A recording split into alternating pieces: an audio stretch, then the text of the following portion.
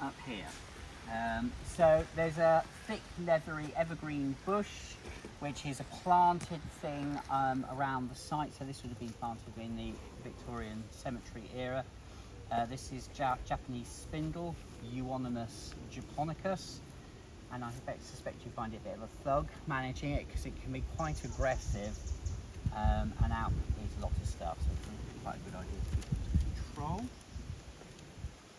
This little thing is lacking the whole stem and the leaves, which are more or less oblong, and the flowers, which are like little tiny dandelions on the end. This is nipplewort, Lapsana. And that will be Lapsana communis, subspecies communis. Okay. Nipplewort. Nipplewort.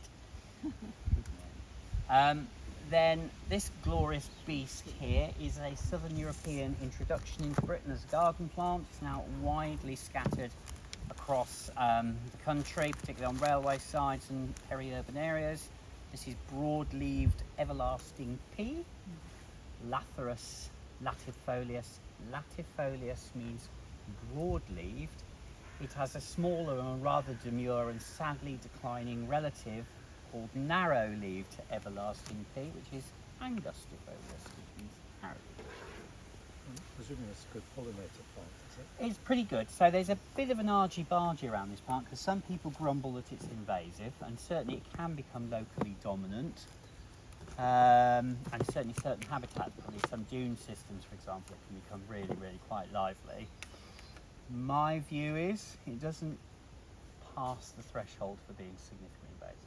But like many legumes, it's quite a valuable pollination. I have a dog rose species here, which I'm going to work on a little bit later on, because dog roses are tricky. Oh, you superstar, thank you very much. Okay, London plane, no surprises there. Put that there.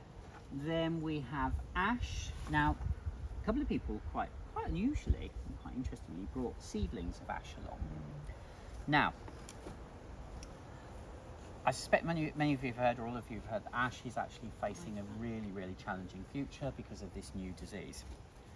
But there's some very, it was only published, came out a couple of days ago, really interesting study that have shown, and it's pretty good news actually.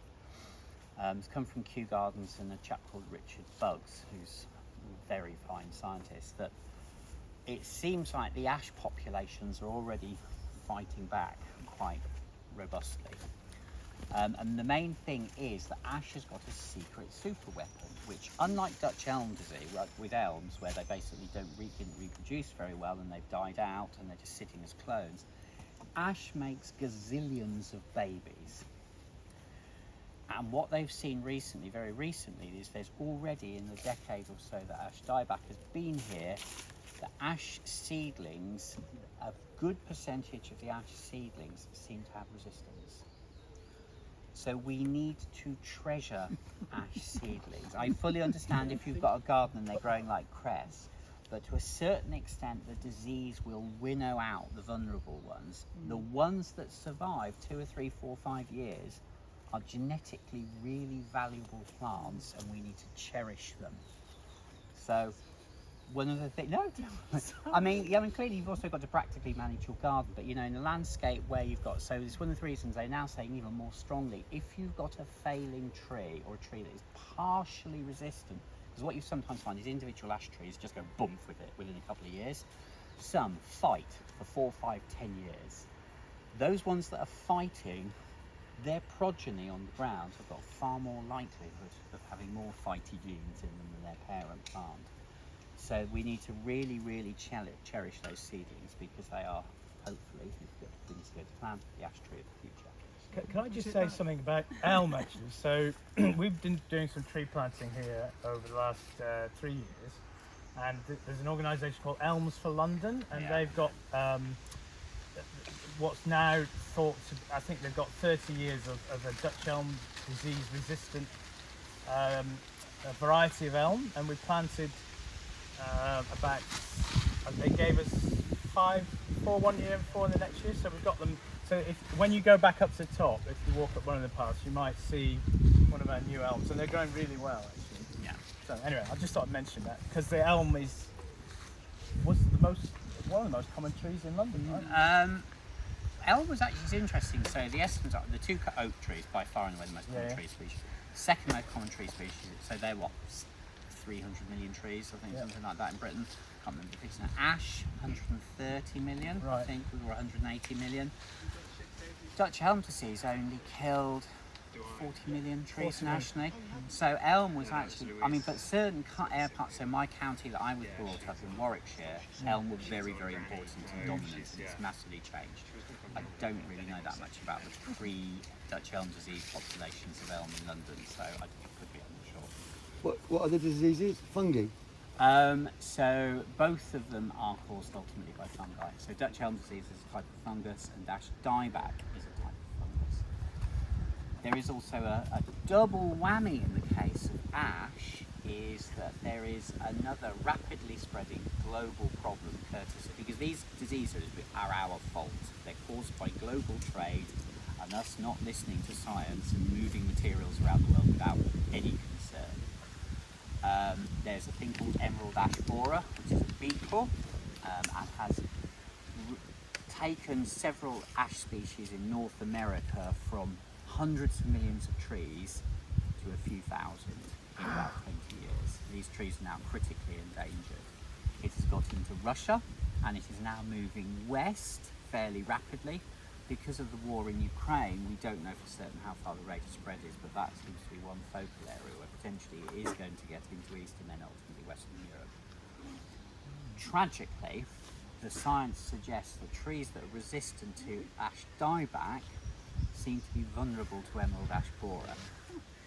So we really, really need to treasure the trees we've got left because they're going down quite rapidly. Anyway, probably not to talk too much about the gloom and doom stuff at the moment. Well, we found a section which is pretty much all for petrels, and then part where it's mostly fire. So there's not really a section where you've got intermediate.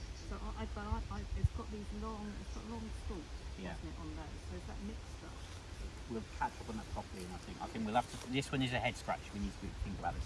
I'll just go through the easy pieces. We had another oak seedling. Thank you very much. And we have here two little bits of oak and an oak seedling. And you've probably got one native oak. You've got Quercus. Actually, that I think is Quercus rosacea. It doesn't really have ears at the bottom, it's got a tiny spot. I think that was the shape of that. So this is a hybrid oak between our two native oaks, Quercus rosacea. But the native oaks, when you feel the leaves, they're quite soft and smooth. Now this little thing here, when you feel it, it's got a slightly leathery, bristly feel to it. Try that and compare the two. It's got a dip. Doesn't it feel different? Oh, completely different. Yeah. So now, if it feels slightly more tough, doesn't it, and bristly, and actually, literally in the middle, if you look in the leaf bud point, you can see it's actually got these wispy bristles. Okay. So that character tells us that this is turkey oak. So this is turkey oak, Quercus ceris. Okie doke. The native oaks are softer, or? Yeah, because they're actually, so oak is a massive genus, several hundred species globally, particularly diverse in Mexico and southern China, for example. And so quite a lot of oaks have probably got 40, 50 million years of genetic divergence between them. So yeah, they do feel quite. Yeah. It's a young one. Oh, we've got more. A bit. Okay, duplicates are good. No, you have brought in a new thing which others folks have not got yet. And did you go get that weird strawberry thing? Oh, and that's I can go take a picture for you.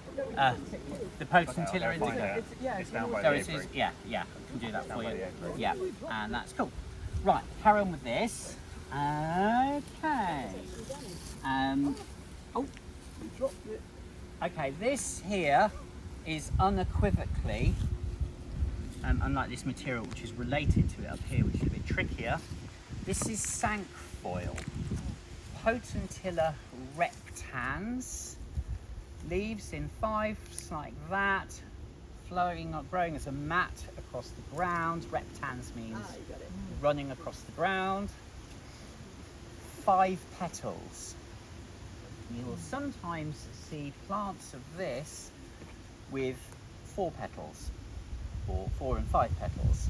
And that is a tricky hybrid or possibly different species, which we've got bits of up here, which Maria and I were just chatting about, which we'll need to check out carefully a little bit later on. Dogwood. Now dogwood, it has kind of clusters of relatively small, somewhat elder-like flower heads in late spring, early summer. But the foliage is not like an elder because it's not divided. People often find when it's not in flower or fruit, it's quite hard to identify. But the foliage has a little trick which makes it easy for beginners. If you're not sure, if you break it like that as I've done, if it's behaving itself, it will magically float in the air. Because the xylem and phloem inside, the water and food conducting tissue, is elastic and it stretches a little bit. Okay? So that's dogwood. And I think, Is that Cornus sanguinea? yeah, probably be able to check which subspecies on that And, one. and 'cause that could be what another- does this tell us it isn't? If it floats, If it does the floating, it is dogwood. and if it doesn't? It could be Maybe something else. I mean, actually, if Yeah. it doesn't do that, and it could well be a buckthorn, for example, because they're the other kind of fairly drab-looking green leafy beasts that we find in the London area. Then we have sorrel. This is Rumex acetosa, and sorrel is a relative of the docks. Well, it is a dock basically, so we'll do that dock in a minute. Then we have here, this in most of your flower guides and botany books will be known as Senecio jacobea, ragwort. Now known to us botanists as Jacobea vulgaris. Yeah. I was like, yes, I was hoping somebody would bring a bit. You did it perfectly on time. This one is a very close relative that's a little bit later flowering, and there's clumps of it over there, and is often confused with and often persecuted under this. So this plant, I suspect many of you know, has got some legislation written about it. That legislation is really badly written and ill-informed. Ragwort Act, there's orders and various pieces of knee-jerk reaction, because this plant is toxic under certain circumstances which are extremely unlikely to raise cows. Totally safe in an urban environment, really, really important urban plant. But this thing here is hoary ragwort. Now, you can see the foliage is somewhat different, and it tends to have there's slightly a greyer underside to the foliage. It can sometimes be quite tricky. The flower heads on this one, when it's open, because it tends to be a bit later, are more open. It has a more kind of, the inflorescence is often, the inflorescence tends to be more open. This tends to be quite dense. This is kind of one of these adaptable things that gets everywhere, you know, could be railway sidings, roadsides, you know, this. This one tends to be much more restricted to older landscape, not always, but much more so. So when you find this in grassland like this, notwithstanding the fact the chap might have sown it, but I think it probably is here, legit. This plant is an indicator that this is an old surviving piece of grassland, quite likely, if we build that up. So that's hoary ragwort, which is Jacobea erucifolia. And what was the other one? What type was the other one? So we've got ragwort and hoary ragwort. Ah, right, two different types. Yeah. So We should just have to, got those before. yeah, We've had a common ragwort. yeah. Oh, yeah, so you've got And just to Senecio explain, vulgaris. hoary is spelled H-O-A-R-Y, and it doesn't refer to things that you're giggling like a little, but refers to hoar frost, referring to the grey silvery cast to the foliage. That's what that's all about. It's actually about that I giggle as well. If we can confirm this is native to this site and not an introduction, this is a really significant find for London, as potentially one of the other things is, but this probably more so. This is Bettany, Botanica officinalis. Lovely, lovely little thing. Definitely, irrespective of whether it's been introduced or whether it's a local survivor, this is one to encourage. And this is really one that, really importantly, single mow could potentially gradually ease it out because the grasses will gradually get more and more competitive. It likes really nutrient poor, quite sparse open grasslands to kind of do that. Is it full coordinated or not? Yeah, so it's a classic, and you can feel it around, this is a classic member of the mint family because it has square stems, leaves in opposite pairs. It doesn't smell particularly aromatic. Lots of these other plants do. So thyme, sage, rosemary, things like that are all members of the family. Opposite pairs. You can't really see it too well, but actually, because they're all contracted into a single thing, but the flowers are actually arranged in a series of rings called verticillasters. But these ones are condensed together into a single head. Fantastic plant for invertebrates in late and high summer. Really, really, really fantastic plant, as well as being fabulous in its own right. Because we must always remember the plants here aren't here just to service the joys of insects. They're here to be fabulous in their own right. Okay. Another indicator of old landscape and survivor. This is Lathyrus pratensis, meadow vetchling. I always get vetch and vetchling in my head mixed up. I don't know why I can't sit it in there. Beautiful, beautiful little grass and plant. You know, it's a classic example why people, the massive bias sometimes say in horticulture and landscape design around, oh, you know, we have to use all these trendy exotic plants from North America, you know, when we're doing town planting, because British plants are ugly, they're boring. And I'm like, have you ever actually looked at a British plant in your life? Because these are beautiful, in my opinion. Okay. Right. We've done. Oh, yeah, those two. Oh, we did have a bit of that already. Now, right, so we haven't got any seed left in this. Okay, is it all gone? So this is another member of the pea family. This is Vicia sativa, common vetch. There are 3 subspecies, and at this stage it's very hard to tell which, but we might be able to do something with the seeds in those last pods. So I'm going to check to see if we can do which subspecies are. Because again, the different subspecies of this plant can actually be quite informative. There's one native species, subspecies which is quite scarce, and then there's 2 fairly widespread non-natives. Another relative of this, superficially similar. This is quite tall and bushy, you know, a foot or 2. This tends to be low and matty. This is Lotus corniculatus, bird's foot trefoil. Compare the foliage. These, you know, there's 3 broadly lobed leaves, quite close to the stems, whereas this one's got quite a long petiole and then 2 main leaflets. So they are actually quite different. Do you want to have a look and pass them around? Even though they've got yellow blobs at the end. Have a quick breathe. Everybody happy at the moment? Yeah, that's great. Tell me if I miss anything. This is a really nice find, and it's interesting because quite often, you know, when people collect seed mixy things or seed things, they tend to avoid or miss things like this. So my feeling is this is quite likely native, which is really good. This is a member of the carrot family, and this is one I see so infrequently that my brain shut down for a minute, and I had to get Daniel just to kick my brain again and confirm what I was thinking. So this is Pimpinella saxifraga. Burnet saxifrage. It isn't a saxifrage, because saxifrages are a completely different group of plants. I have no idea why they're called Burnet saxifrages. I'll have to look that up one day. But again, on a national context, this is often considered a really good indicator of high quality old grassland. So when, you know, folks like us are fighting the good fight and trying to defend important sites, this is evidence that the landscape is important, if we can confirm it. And we haven't had this before.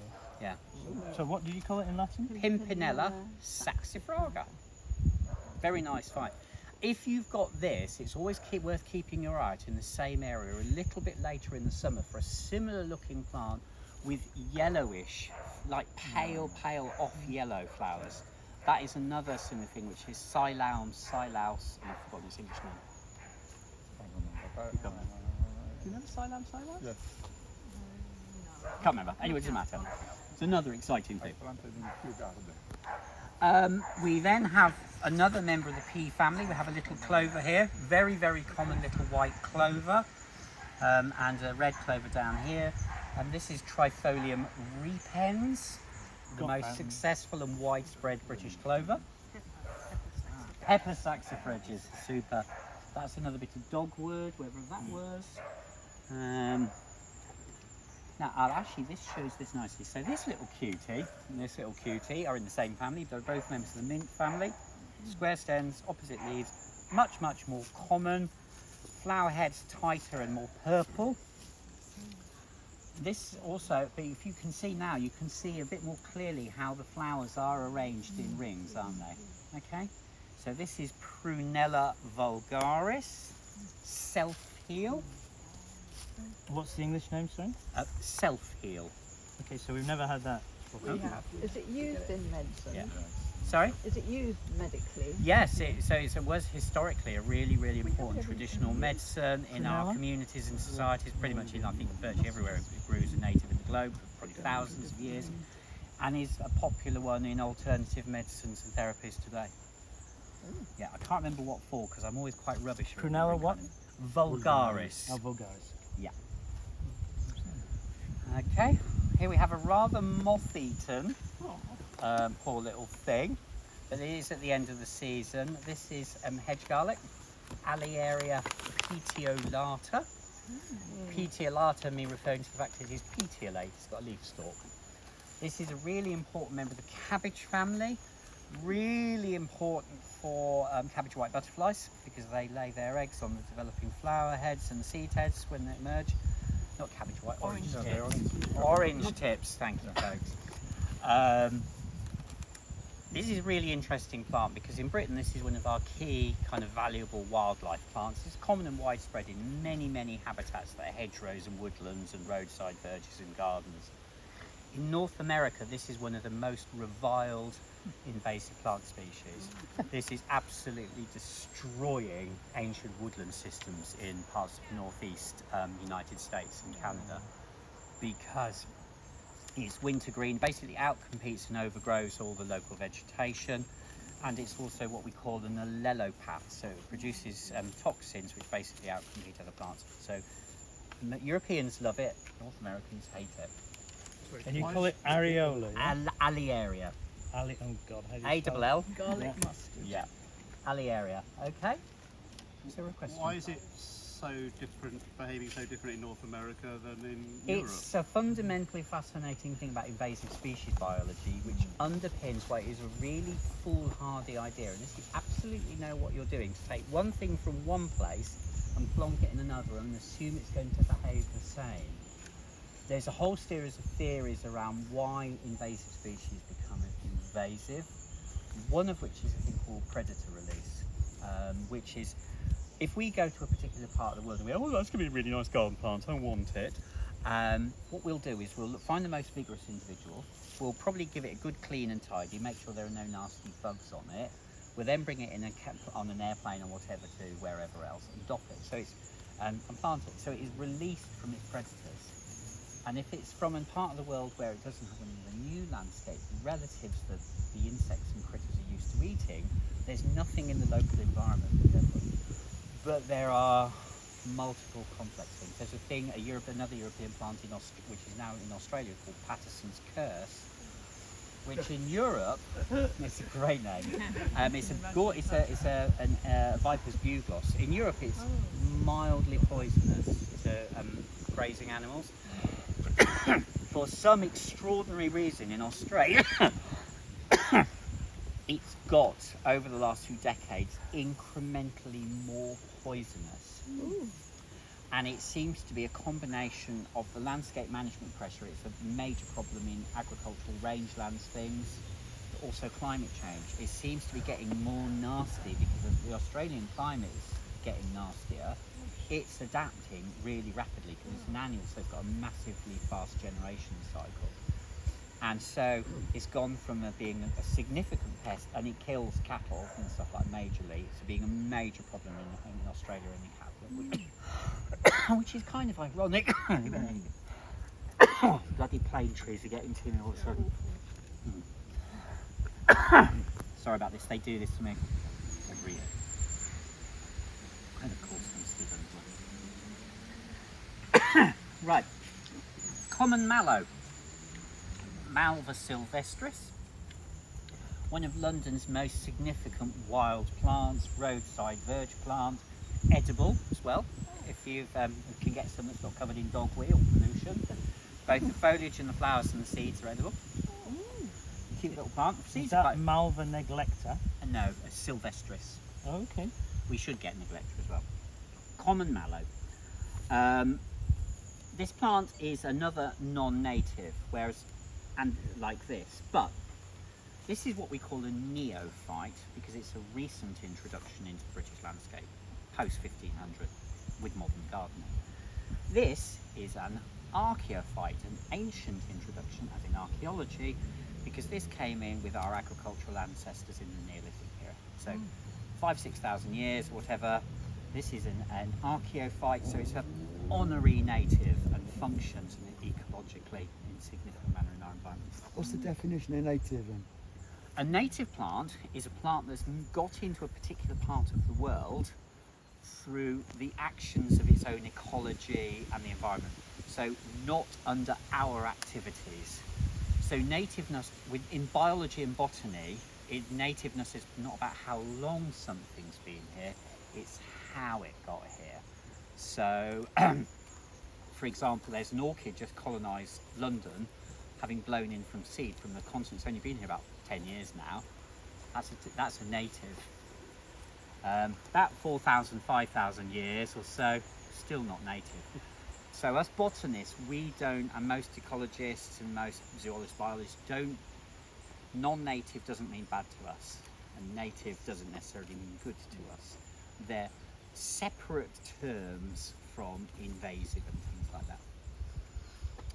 Okay, bird's foot trefoil. I'm going to do that in a bit because I hate them. We've got a nice little bit of ranunculus acris, meadow buttercup. Yeah, got that. Again, which is a nice indicator species because we have three widespread buttercup species. The one that really survives in London is ranunculus repens, the creeping mat forming one. This is, and again, this is quite a nice indicator of, you know, bits and bobs surviving. There we go. That's that again. Then we have, this is Lysimachia nummularium, creeping jenny. Now this is a garden plant and a native, and most populations in London, particularly in a site like this, I expect it's a garden introduction. It's very often turns up in second position. So yeah, and you quite often find a yellow leaf form. There's one called Aurea which turns up a lot. Lummy neck. You got that? You right? Yeah, no, this is great. Cool. Do like a funky onion. So this is onion and garlic and leek relative. This is Allium vineale. And I've forgotten the variety name for this particular one. So this is a really unusual, quite a lot of members of the genus Allium have a little superpower in that they produce flowers and seeds, but many species also... The reason is that they're collecting them from a wider area than where we collect them. No, that's right. Yeah. Because, you know, we only kept ourselves to these. Oh, so I said to just this bit hit this side. Yeah. That's really And we're going to do that side And next. there's also tons of Yeah. So what's the name of it in English? You're going to get, so this is wild garlic, isn't it? Yeah, wild garlic. So this particular plant, like other members of the genus Allium, can have flowers and produce seed, but it has a backup plan, which is particularly sometimes producing children through seeds is quite expensive. Instead of producing flowers at the end, it's got little bulbils, so these are vegetative restructures at the top passing around. And you can see they're actually already starting to develop and regrow as little tiny baby onion plants. So this is the dominant form in Britain. In London, we very, very rarely see the form of this species that actually has flowers. They're nearly always bulbiferous. So it's Allium vineale. There. Sorry, crowgarlet. I was going to, yeah. Vineale. Yeah, I was getting two mixed up. Vineale. So what's the next stage? How do the little... So what will happen is, these are kind of, they'll basically, once it gets a bit drier in the summer, they'll dry up a bit, and the head will just collapse and disperse. It'll get roll around maybe a little bit in the wind, little critters might pick it up and move it around. In some cases, if it's by a river, it might float down a water course, so it just bundles around in the environment gradually. So it's a nice dispersal mechanism, a good survival mechanism. It's by far and away the commonest of the native alliums in the London area. But yeah, it's a really nice plant to see. Gardeners hate it because once you've got it in your garden you can't get it out. It's really quite tough, but it's a cute little thing. Yeah. Yes. And they'll probably be further down. They'll be thin grassy leaves, so again it's about how much the person saw and collected. And many of these alliums will be basically winter green things, so they'll have their foliage in the winter, start to, as soon as the flower spike comes up, foliage withers right at the bottom. And the channel, you just want to cook the allium vineale. It's got a channel. I mean, On the leaf is what yes, if you cut it, it's this shape, no round.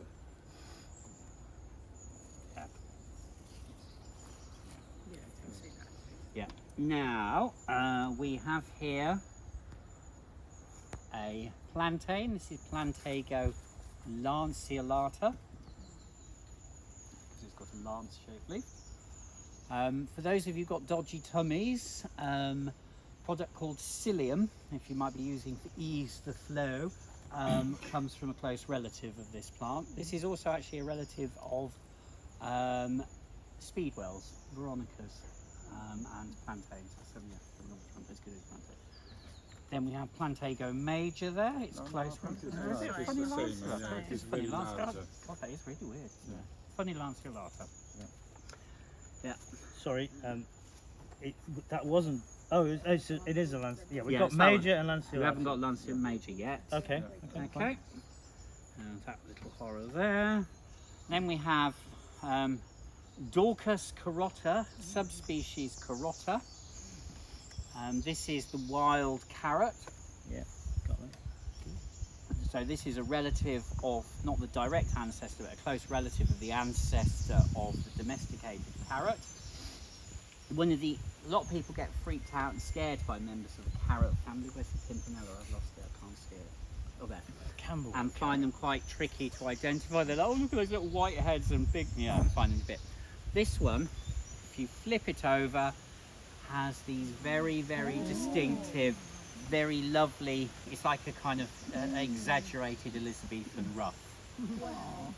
So there are one or two other things that have similar things, but this is, for beginners, it really helps ease you into this. There's a thing called Ami major, which gets on it, but this is also quite bristly as well. Very widespread urban plant and in many habitats.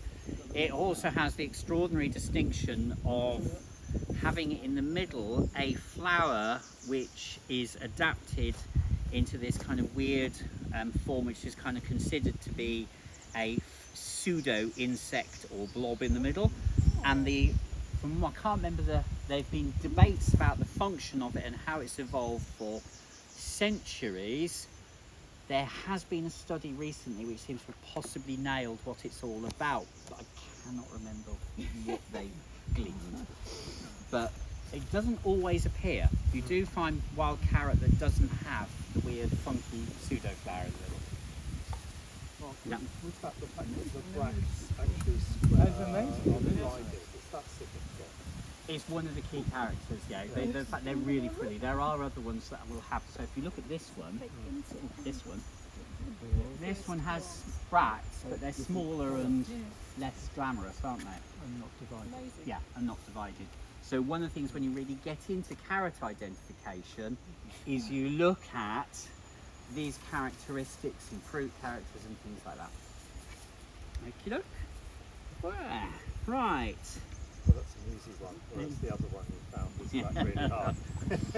Okay, one of London's most successful native plant species. This is Geum robertianum. Urbanum, thank you very much. A lot more coffee. This is a relative of the lovely little potentilla down here because they're both members of the rose family, which also includes apples and brambles. With one of the most fantastic dispersal mechanisms, you know, these amazing heads with these hooked barbs on the end, which is the core to why it gets around in the British landscape, because it catches on you, your dog and everything else. Very, very easy plant to identify. Although, if you're in northern Britain, there's actually a close relative creeping in from North America as an introduction, just to confuse them. So we've got the name Herb Bennett, Blessed Herb, Yeah, Wood Almond. he's got loads of them, Which Avens. names? Which is your we favourite? don't give a hoot. I don't give a hoot. I tend to think in Latin anyway. For me, it's Geum urbanum. So, I mean, the thing is, vernacular names are enriching and diverse, and choose whichever one you want. And you know, there's no wrong or right. You know, so for example, you know, goosegrass, it's because I think has, which is Gallia macarini, has something like 50. Sticky Willy. Has about 50 or 60 vernacular names in Britain. Has considered. There's a botanist in London called Roy Vickery, who's written a wonderful book on cultural folklore heritage of British wild plants. I've forgotten the name of the book, but it's fantastic. And he's done an enormous amount of research on vernacular names. And for me, when I was a child, Sticky Willy was actually Herif. Which is a name I learned from my grandmother, and it's very much a local Warwickshire name. And actually, a couple of years ago, this chap went, "Oh yeah, that's Herif," and I was like, "You're from Warwickshire?" And he was like, "What?" And he was like, "How do you know?" So because I've never heard anybody else ever describe this plant as Herif. So yeah, I learned that from my grand. Is the relative of that, is that piri piri? Yes, piri piri is it's actually slightly, but it's in a similar territory. Right. Okay. So piri piri is Asaina, which are largely a southern hemisphere member of them group. Many of them are alpine ornamentals, and many of them are really invasive. And they should be largely barred from sale, and I think many of them, sadly. Sold. Wow. Many of them still sold, unfortunately. Leucanthemum vulgare, oxeye daisy. And this again is another classic example of how an apparently common and simple plant hides a multitude of complexity. Because British botanists treat our thing as a single entity. If you go to France, just over the water, this plant is separated into about 30 different species. Many of which are really, really quite distinct, have different ecologies, different habitats, different distributions, and we are probably poorly understanding the diversity of our things. We know, for example, in Cornwall, there are lots of very distinctive forms that only grow about that high on coastal cliffs. Again, because of wildflower seed mixes, which have often been brought from southern and eastern Europe, they've often been collected from very different populations from the British native ones. They often get a really big burly thing, being chucked all over the place willy-nilly. The whole thing has got really, really messed up. And you look at it and go, that's probably a non-native population. But oxeye daisy. Because in seed mixes, that's the thing, 2-3 years down the line, that's the thing that dominates. Yeah, Mm. often. Yes. Yeah. Because, you know, again, often with many of these seed mixes which are commercially produced, not all companies, but many of them, cheap rules the lure for the day. You know, if it's cheap to produce, it's amenable to agricultural management, because these are plants that are coming out of agriculturally managed systems in many ways. Then we have a bit of a funky, strange kid on the block. This is an Asian thing, and it's very, very closely related to these little other members of the rose family, and it looks like a slightly deranged strawberry, doesn't it? In fact, this is a strawberry relative along with these. This was known as Duchesnea indica, but the botany people, being fabulous as we are, have looked at the genetics and not entirely surprisingly, because they're actually really, really similar, it's a potentilla like these two things. So this is now potentilla indica, and is a non-native, is gradually becoming fairly widespread, but is pretty innocuous. It's a really good example of a recent non-native, which for my money is non-invasive. Because what invasiveness means, it's not like, oh, it's a foreigner from another place and it's here and I don't like it. All right. Invasiveness for biologists is about an organism that has the capacity to damage or destroy significantly a habitat and ecosystem and lead to the extinction of other This species. has arrived in the last year, Mark. Yeah, because Someone's it's bird planted it, I might be don't bird know. dispersed. Okay. Seems to be bird dispersed, I would say. It It's seems to be just- popping it's up. just arrived, Yeah. it's very nice. Yeah. So it's quite a high bar. When we say invasive, we mean something that's really doing nasty things, not like, oh no, it's a weird plant fauna. Okay? Duchesnea. That's DU. Duchesne.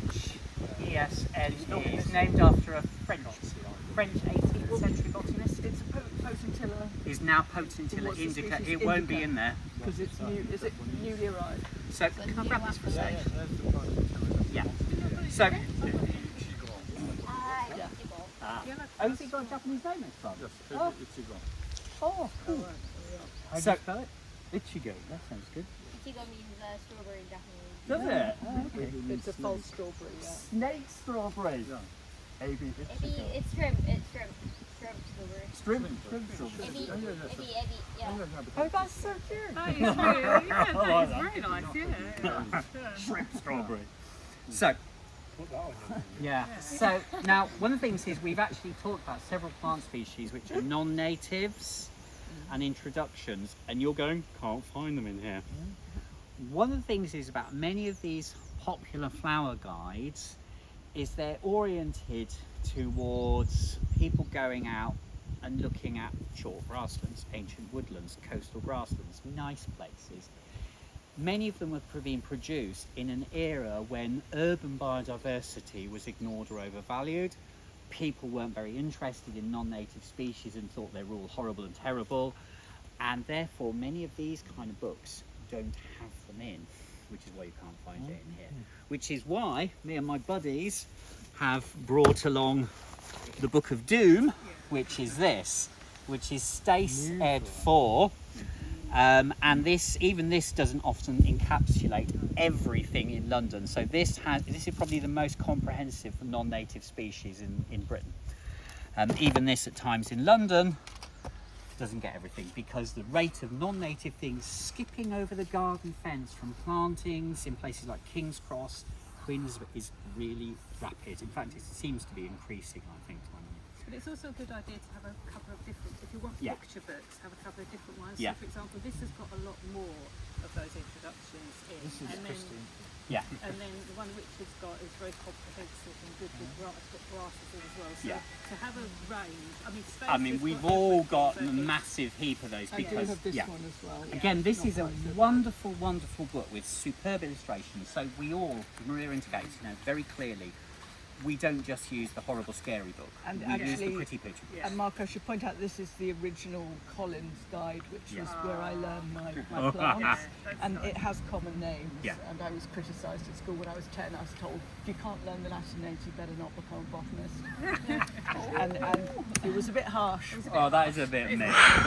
She So was right there. again, this is another example. This is a superb book done by one of the 20th century's most significant botanists and ecologists, Francis Rose.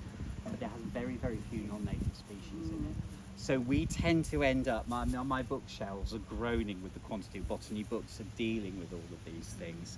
But picture books are invaluable.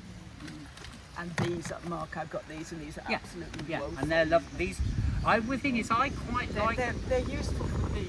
Yeah. Like they could have a table just like that. I think they're very nice entry coffee table books for people that are beginners to browse.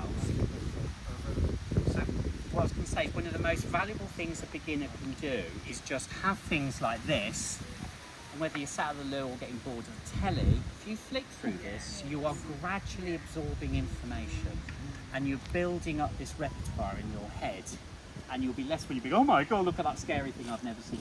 You didn't see that before in my book. So these are brilliant for this.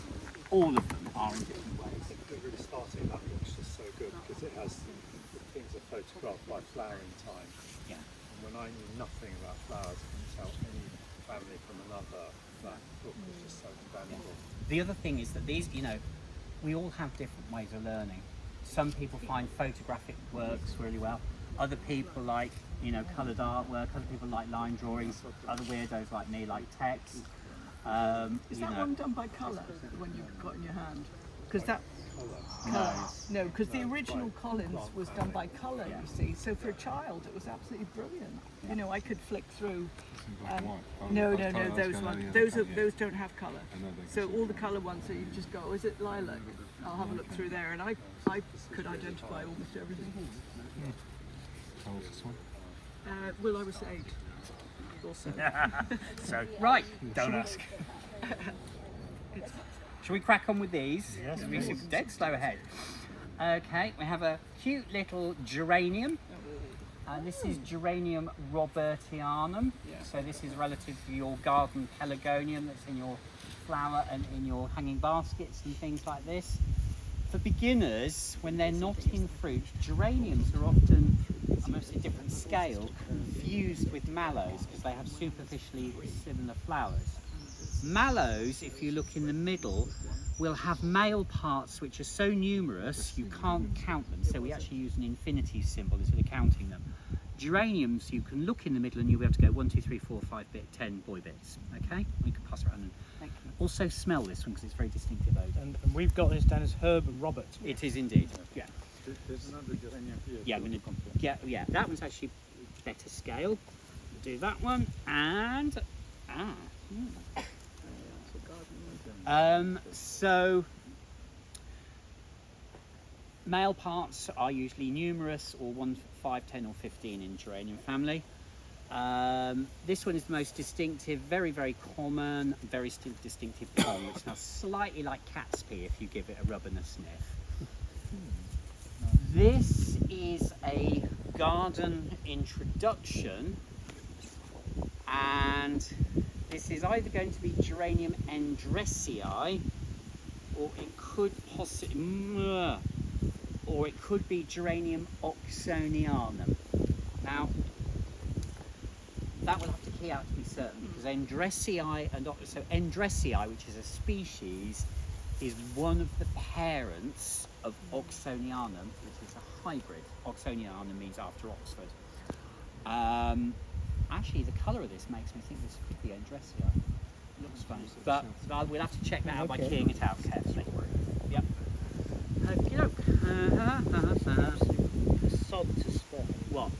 Endressii. Yeah, just put Endressii for the moment, yeah. Then we have another member of the pea family. We have Trifolium pratensi, red clover. This tends to be a more upright, clumpy thing than the white clover, which is a mat. And often as not, you should see 2 pairs of leaves sitting under the head to separate it from a couple of other species quite similar. Very common, very, very important species. Quite variable though, depending on the ecosystem. Now, we have another bit of prunella. Where was the other bit? We lost. There we go. There's a bit of prunella there. Right. Oh, we've got another bit there, Mario. Thank you very much. So, yeah. So this is one of the knapweeds, and this is Centaurea nigra sensulata at this stage, because I'm going to check it.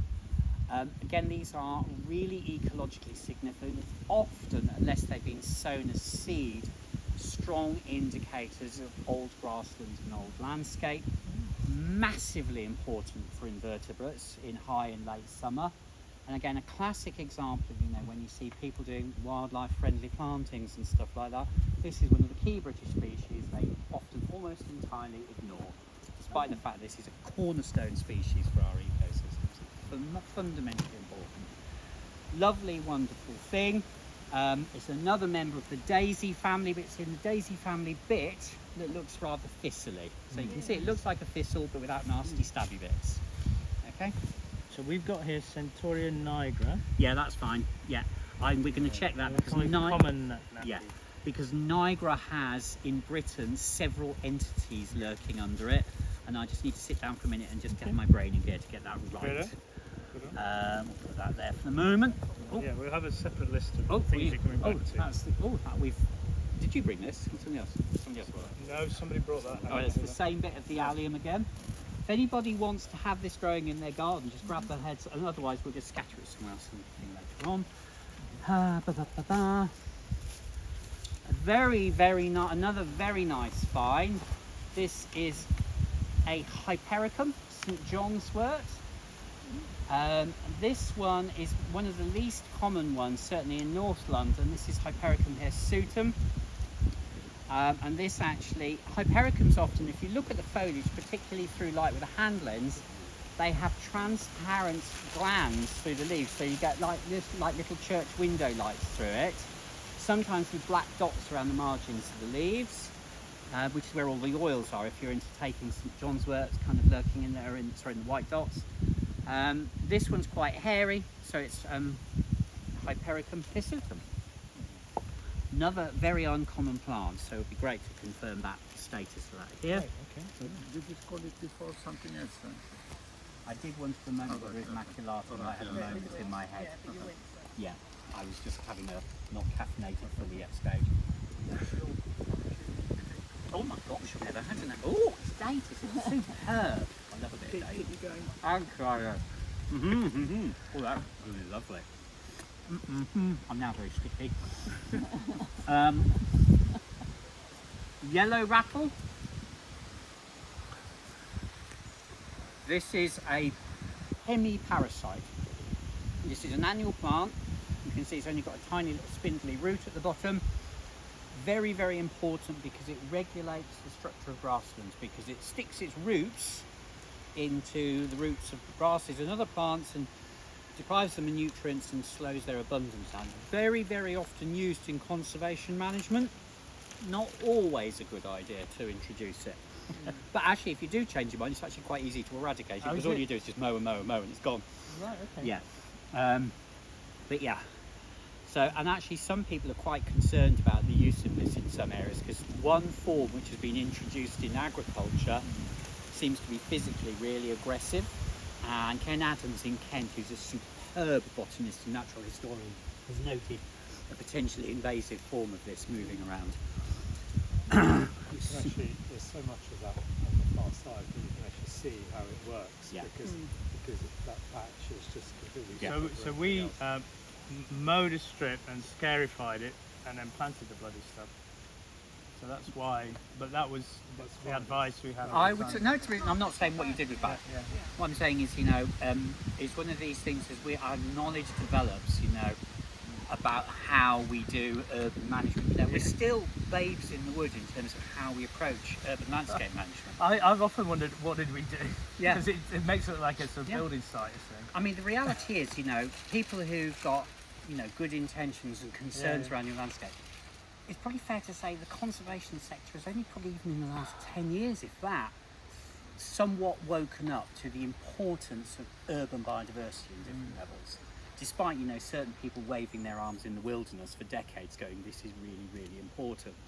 Not only in terms of its inherent value for people and biodiversity that live in places like London, but these are canaries in the coal mine. These tell us what's going to happen with climate change in the future, because the heat island effect gives us a bit of a predictive model for where we're going on in the future.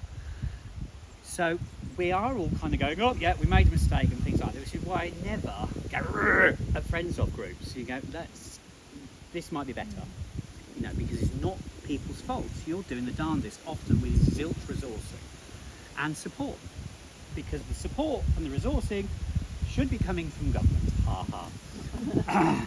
Right, we have a nice dock. This is a bloody dock. Mario, can you find the whole plant? Because Mario can then show you the super easy way of identifying this. Now, people are like, oh, docks are ugly and boring. They're not. They're gorgeous. And actually these fruits, when you get to know them and look at them in a bit more detail with a hand lens, are incredibly diverse, very beautiful, and really, really key to understanding what's what of these things. And the fruits actually often tell you about how they move around in the landscape. But this one is the bloody dock, Rumex sanguineus var viridi. Yeah. What you So what you do, can you see, the reason it's called sanguineus, can you see the bloody... Yes, I can. Yeah, you might have a hint of it there, probably not quite. So the reason it's called sanguineus means bloody, but if you pull it from the base, pass it around, you can see the reddish hue in the middle of the stem at the bottom. So that's where the bloody dock bit comes from. It's not people are just fed up with it. Could be that as well. Again, widespread important plant. Ooh, that's it. Right, I've got a couple of bits and bobs I'm going to just do quietly thinking. Another interesting thing. Oh, okay, Mario. Oh, where was that? Over there? Yes, Still over there. Okay. Cool. Right, and it's Tetrasperma, isn't it? Yeah. Okay. So this, is it now earthen? Earthen. Oh, no, it's this, yeah. No, this has been chopped up. Avila or something. Avila or earthen, I've forgotten which. Daniel, can you remember? Oh, you just... Yeah. So this is a little tear. So you have peas and vetches and trefoils. Small ones of this group are known as tares. And tear, I'm not sure of the etymology of the word tear, but tares often in agriculture is bad news. Tares for farmers are bad because they're often in nutrient poor soils. So farmers don't like tares historically. This is Tetrasperma, which means four-seeded. And if you look, you can actually, it has tiny, cute little single or kind of sometimes two pale lilac flowers, which are not on here anymore because it's gone over. But if you look at the seed pods, you can see very clearly Tetrasperma, 4 seeds along the pea pod. So we got that. Yeah, the smooth tear. Yeah, smooth tear. I have a little, And we may well have nearby its relative hairy tear. Over there. Have we got a hairy tear? We may well do. We've only had a smooth. We've Okay. had smooth and common. Yeah, hairy tear is quite common. So now we've got this leaf here, which is an iris. This is one of 2 native irises in Britain. This is one that's associated with woodlands and parks and dry roadside verges, hedges. Has fairly pale, rather drab, smallish, purpley brown flowers and rather stinky foliage. Has evergreen leather. That is stinking gladden or stinking iris.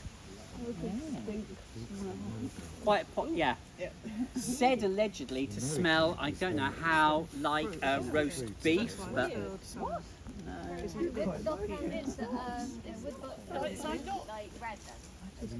yeah, so all the red dots, right at the very base. So is that Fetidissima?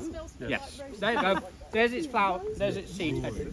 So this is Irish Fetidissima? Yeah. That's a devil's smell as well. Fetidissima means most stinky. Like fetid. Yeah. F-O-E-T. Yeah. And issima is a lot. So it's